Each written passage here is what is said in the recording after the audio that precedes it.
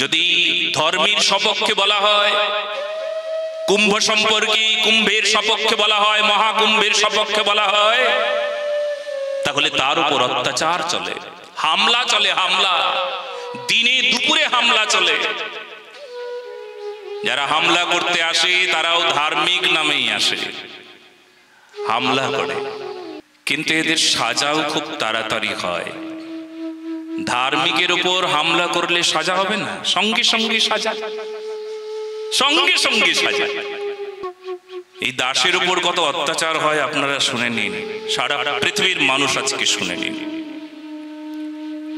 মহাকুম্ভ সম্পর্কে আপনারা সবাই জানেন, পশ্চিমবঙ্গের মাননীয়া অকথ্য ভাষা ব্যবহার করেছেন, কুম্ভকে মৃত্যু কুম্ভ বলেছেন, আপনারা সবাই জানেন। তাই জন্য আমরা আন্দোলন করেছিলাম। সেই দিন 24শে ফেব্রুয়ারি ছিল, সকালবেলা আর বাংলা এসেছিল, একটা ইন্টারভিউ নিয়েছিল বাইরে। বিধর্মীরা সেই ইন্টারভিউয়ের পর আমার ঘরে হামলা করেছে, যে ঘরে আমি ছিলাম। দল বল মিলে চিৎকার চেঁচামেচি করে ঘরের ভেতর হামলা করেছে। একজন মহিলা সেই হামলার প্রধান ছিল, তিনি। প্রশাসনও কিছু বলে না, ওদেরকে মদত দিতে হয়, উপায় নাই। পুলিশ আমাকে বলছে আমাদের কিছু করার নাই, চলুন নামুন, ঘর থেকে নামুন, চলুন চলুন বাইরে আপনাকে দিয়ে আসি। বলে আমি এখানে থাকবো। বলে না, আপনার এখানে থাকার অনুমতি নাই। বলে অনুমতি কে দেবে? বলে এই যে মহিলাটা, শুনুন উনি কি বলছে। বলে এখানে উনি যেন আর জীবনে কোনোদিন না আসে। আরো কত অকথ্য ভাষায় গালিগালাজ করেছে। বলে দিন, পুলিশ অফিসারকে বলছেন বলে দিন ইনি যেন কখনো কোনোদিন যেন এই নিউ টাউনে না আসে, কোনোদিন যেন না আসে। আমি শুধু ওনার মুখের দিকে তাকিয়ে একটু হাসলাম সেই দিন। কেন জানেন? সেই দিন একদম স্পষ্ট বলেছিলাম, আমাকে তাড়িয়ে দেবে তুমি, এত বড় ক্ষমতা দাঁড়াও, তোমার সাজা খুব তাড়াতাড়ি হবে। কেননা যে ধর্মে দাঁড়িয়ে থেকে সবার মঙ্গল চায়, সবার কল্যাণ চায়, কারুর অমঙ্গল চায় না, আর সেই মানুষটাকে এত অপমান, এত অপদস্থ করা, এত নোংরা গালিগালাজ করলে এত এত এত পাপ কোথায় রাখবে, কি করবে? আর ঠিক জানেন, আমি চলে এসেছি, তারপর যে ঘটনাটা ঘটেছে সেটা এই প্রকার। সেই মহিলাটা দলবল সঙ্গী সাথী নিয়ে হামলা করতে এসেছিল। সেই মহিলাটির পরের দিন সকালবেলা কি ঘটনা ঘটেছে জানেন? একটা পাগলা কুত্তা তাকে কামড়েছে। পাগলা কুত্তা কামড়ানোর সঙ্গে সঙ্গে, যেখানে পাগলা কুত্তা কামড়ে একটু দৌড়চ্ছিলেন, একটা ধর্ম মানে ষাঁড় এমন তাকে গুঁতো দিয়েছে, সে 3 হাত পিছিয়ে পড়ে একদম কোমর ভেঙে পড়ে আছে, হসপিটালাইজড এখনো উনি। আমরা সকলে জানি ধর্ম মানে ষাঁড়। জানেন আপনারা, ভাগবত মহাপুরাণে বারবার বলা হয়েছে যে ধর্মের রূপ ষাঁড়।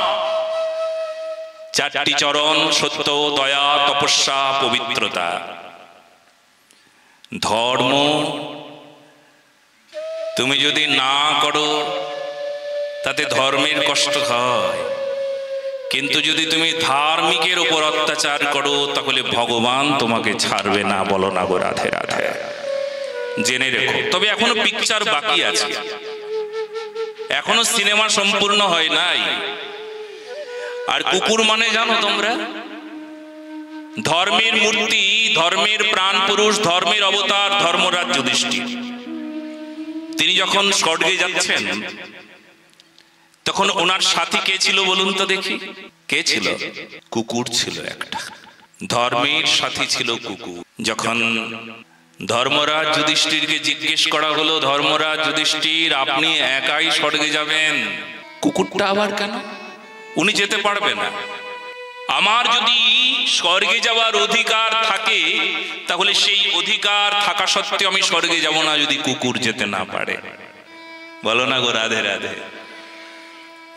ধর্মের সঙ্গে কুকুর চলে গেল।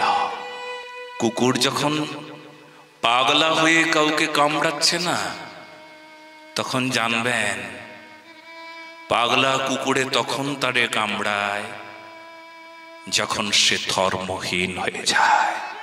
সার মানে ধর্ম।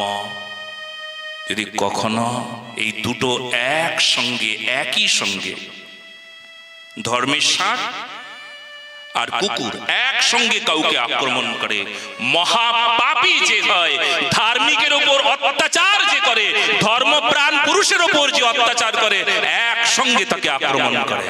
বলো না গো রাধে রাধে।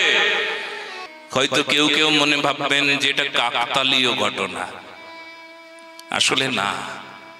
এই প্রকার ঘটনা বারবার ঘটতে থাকে, তাহলে কাকতালীয় বলবো কি করে? যে মানুষটা বলল এই দাসকে একজন বলল লাথি মারবো, অধার্মিক লাথি মারবে, বলেছে 3 ঘন্টা যায়নি, বেচারার পাটাই গেছে থেতলে, পাটাকে কেটে বাদ দিতে হয়েছে। আমি চাইনি, কিন্তু এই সমস্ত উদাহরণ কেন হয় জানেন? শুধু একটা কারণে, সাধু সন্ত কি তুম রখবারে, অসুর নিকন্দন রাম দুলারে।